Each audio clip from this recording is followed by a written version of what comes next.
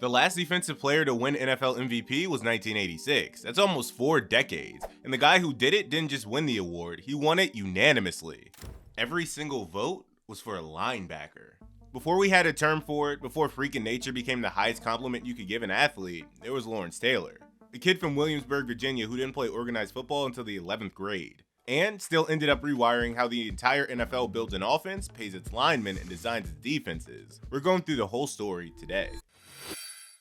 Lawrence Taylor was born February 4th, 1959 in Williamsburg, Virginia. His father worked as a dispatcher and his mother was a school teacher, and by his own admission, he was a handful growing up. But he wasn't a football player. Not yet, at least. He played baseball as a catcher, got into trouble, and didn't step onto a football field for any organized sports until he was 15 years old. His high school coach at Lafayette High literally recruited him out of the hallway because the kid was just physically imposing. No film or track record, just a big body and something about the way he carried himself. That's how late his start really was. And he still wasn't heavily recruited coming out of high school. One school gave him a real shot, and that was the University of North Carolina. At UNC, Taylor started as a defensive lineman. He played on special teams as a freshman, jumping 6 or 7 feet in the air to block punts and landing on the back of his neck. His own position coach described him as one word: reckless.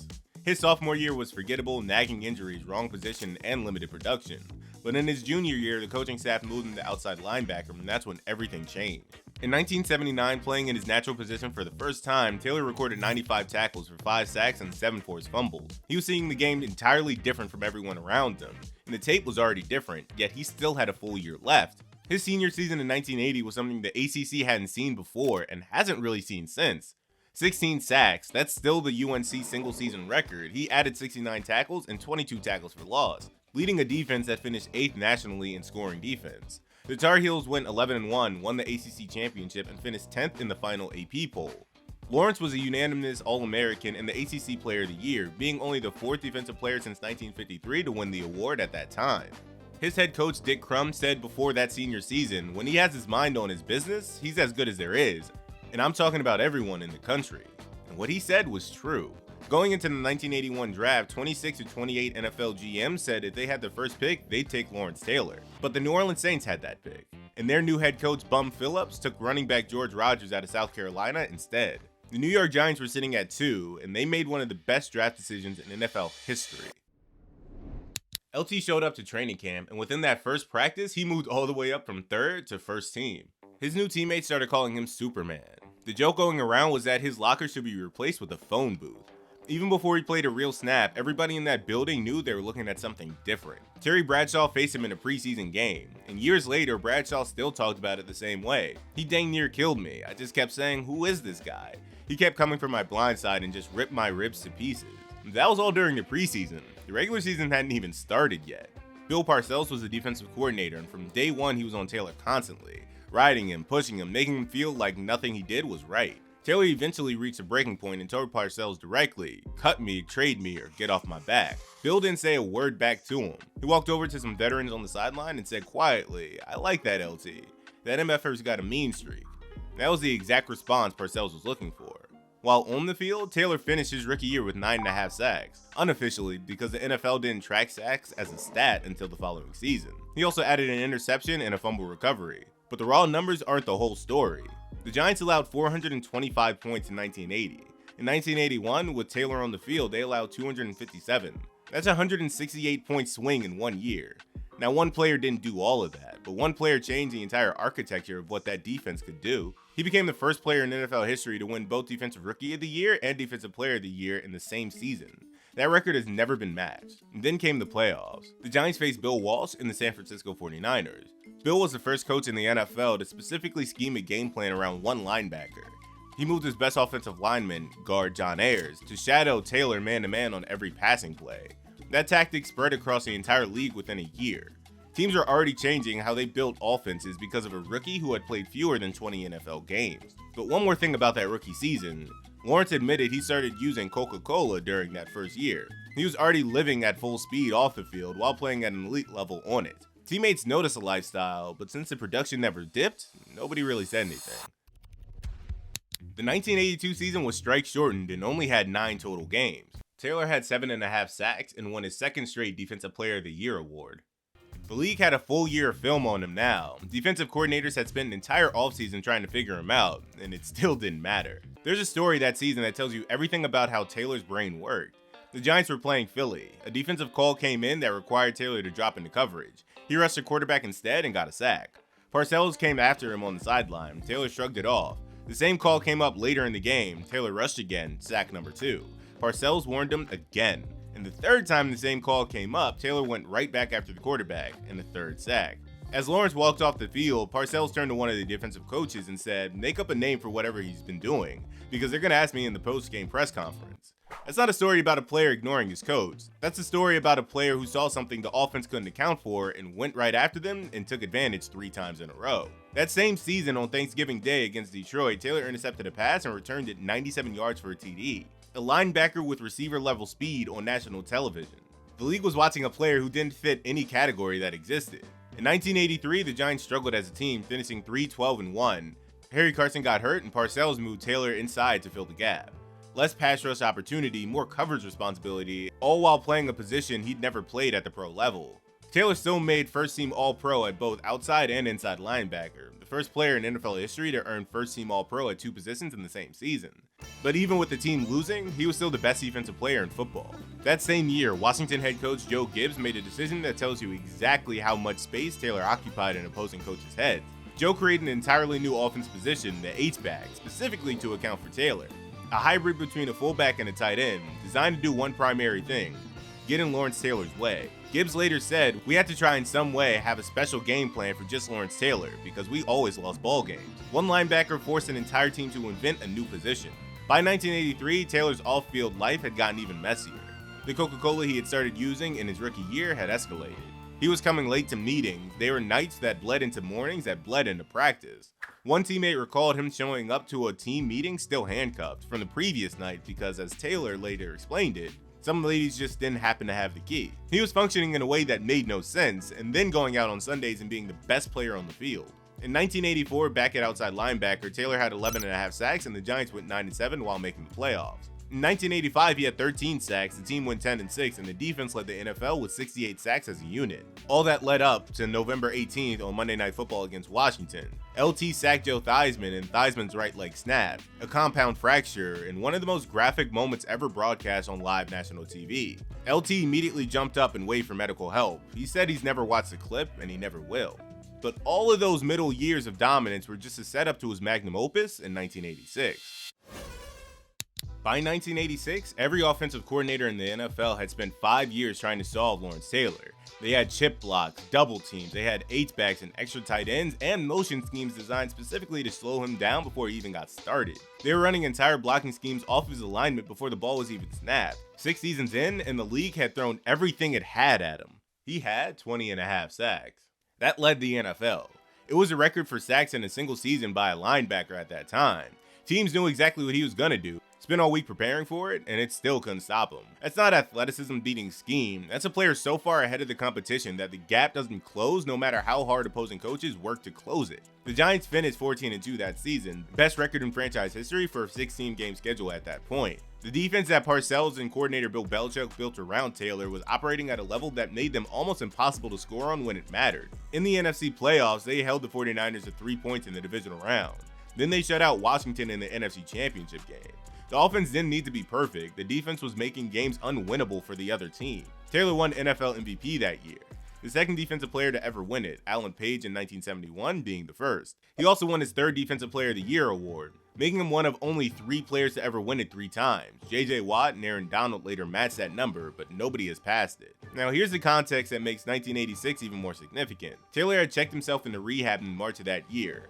Howard Cosell announced it on the radio before Taylor could control the story himself, and the media came after him hard. The narrative was that he'd let the team down, that the Giants didn't deserve this, that his off-field life was really going to define him, and Taylor's response was simple.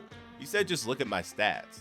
And then he went out and had the greatest defensive season in NFL history. The Super Bowl was against the Denver Broncos. The Giants went in as favorites, and nothing about the first half suggested that this would be easy. Denver came out with reverses and flea flickers and got cute early. The Broncos led 10-9 at halftime, and the Giants hadn't played anything close to their best football. In the locker room, Parcells didn't say much. He was pissed, and the room could feel it. Taylor stood up. He told his teammates that the score was 10-9, that Denver had gotten every break, and that the Giants hadn't played their game yet. He said, "We're about to go out and kick these SOBs in the ass." And they won 39-20. Taylor made a play in the first half that doesn't get talked about enough. On a goal line rollout, he tracked down John Elway and stopped him short of the end zone. A converted touchdown there changes the entire complexion of that game. After the game, everyone around Taylor was celebrating, but he wasn't. He described feeling empty when it was over, deflated instead of elated. His exact words were, "Every day the excitement builds and builds and builds. Then the game is over, and then nothing." That's a window into how Taylor was wired. The process was the point, the competition, the preparation, the rising intensity of a playoff run. That's what he ran on. Winning was just when it stopped. He'd won every award. He won the Super Bowl. He had the greatest defensive season anybody had ever seen before. And he was already thinking about what came next. The 1987 season came with a player strike, and Taylor broke the picket line mid-walkout. His explanation wasn't complicated. The Giants are losing, and I'm losing $60,000 a week. And that was it. No deeper reasoning, no political statement that was being said. Just LT doing LT things, deciding what mattered most and acting on it. He played 12 games that season and led the team with 12 sacks. The Giants finished 6-9. He was still the best pass rusher on the field every time he suited up. Then came 1988, and the year kicked off poorly before it even really started. Taylor tested positive for Coca-Cola. It was the second violation of the NFL substance abuse policy. The first had been kept private, and the league suspended him for 30 days. He checked himself into rehab in September, and the Giants went 2-2 without him. When he came back, it was like the suspension hadn't even happened. He finished the year with 15.5 sacks in 12 games, but the numbers don't tell the full story of that season. Later in the year, the Giants had a crucial game against the New Orleans Saints with playoff implications. Phil Simms was already out. Harry Carson and Carl Banks, both all-pro linebackers, were injured. LT had torn shoulder ligaments and a detached pectoral muscle. The training staff built him a harness to keep the shoulder in place, and he went out and played anyway. 7 tackles, 3 sacks, 2 forced fumbles. The Giants won 13-12. Parcells called it the greatest game he'd ever seen from a player. Taylor was on the sideline between possessions in obvious pain, the cameras catching every wince, and then going back out there and wrecking the quarterback again. That's the version of LT that people who watched him live still talk about first. In 1989, he had 15 sacks. He played the back half of the season with a fractured tibia, sitting out portions of games before coming back in and still producing. The Giants went 12-4 and made the playoffs before losing to the Rams in the first round. Look at those 3 seasons together, 1 strike, 1 suspension, and multiple serious injuries. And the guy still averaged over 14 sacks per full season played and never stopped being one of the most disruptive defenders in football. He was a player who was wired so differently from everyone around him that the normal things that derail careers like chaos, suspensions, rehab stints, the physical damage just didn't register the same way. The rest of his life was falling apart in ways that would have ended most careers, and on Sundays he was still unblockable. Here's a direct line from what Taylor did in those years to what happened on the offensive side of the ball league-wide.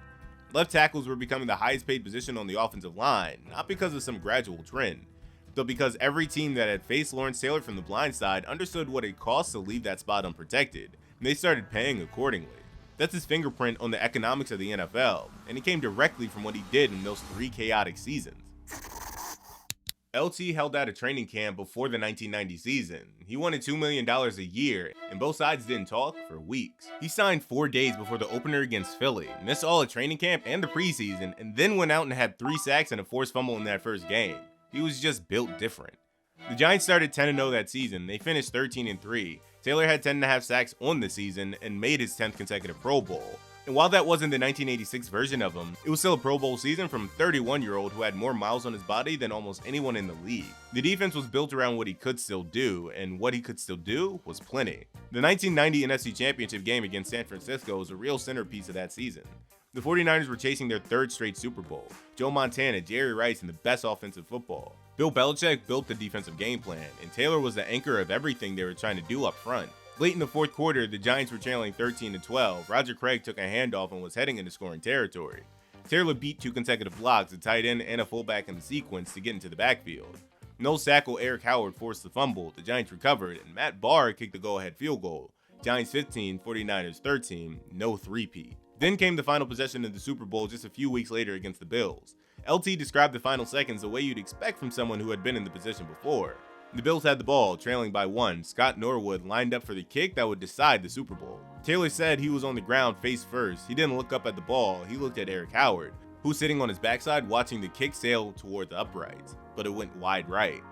2 Super Bowl rings, and now 2 championships separated by 4 years of chaos, suspensions, injuries, and moments of football that nobody in the league could match. That's the arc of a player who operated on his own terms from the first day of training camp to the last snap of the last game that mattered.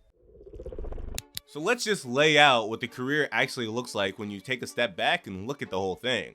142 sacks, 1,088 tackles, 33 forced fumbles, 9 interceptions, 2 touchdowns, 8 first-team All-Pro selections, 10 Pro Bowls, every single one of his first 10 seasons, 3 Defensive Player of the Year awards, 1 MVP, 1 unanimously, 2 Super Bowl rings. The only defensive player to ever win NFL MVP unanimously, the last defensive player to win it at all. From 1986 to right now, nobody on the side of the ball has touched it. John Madden put it this way: Lawrence Taylor defensively has had as big an impact as any player I've ever seen. He changed the way defenses played, the way pass rushing is played, the way linebackers play, and the way offenses block linebackers. That's 4 separate categories of football that one player changed. Joe Theismann, the guy whose career ended on Taylor's sack, said it plainly: there isn't another Lawrence Taylor. To me, he's the standard by which you measure everything. Now think about the structural changes. Before LT, blitzing a linebacker was an afterthought. You kept a running back in to pick him up, and that was that. Taylor made that solution obsolete so fast that teams had to completely rethink protection schemes and build a whole new position. Bill Walsh moved his best guard to shadow him. Every team in the NFC East built their weekly game plan around where number 56 was lined up and what he might do from there. Left tackles became the highest paid position on the offensive line because of what Taylor did to quarterbacks from the blind side. He was inducted into the Pro Football Hall of Fame in 1999 on the first ballot. It was no debate. A player whose personal life had been as public and as messy as his on-field dominance was still a unanimous choice because the football was simply too overwhelming to argue against. Watching games from 1981 through 1990, you were watching one of the greatest players to ever step foot on this field. Carl Banks, who played alongside Taylor for years, said it best: Lawrence just saw the game differently than the rest of us. So there you have it. The original freak of nature. Thanks for watching, and subscribe if you're new.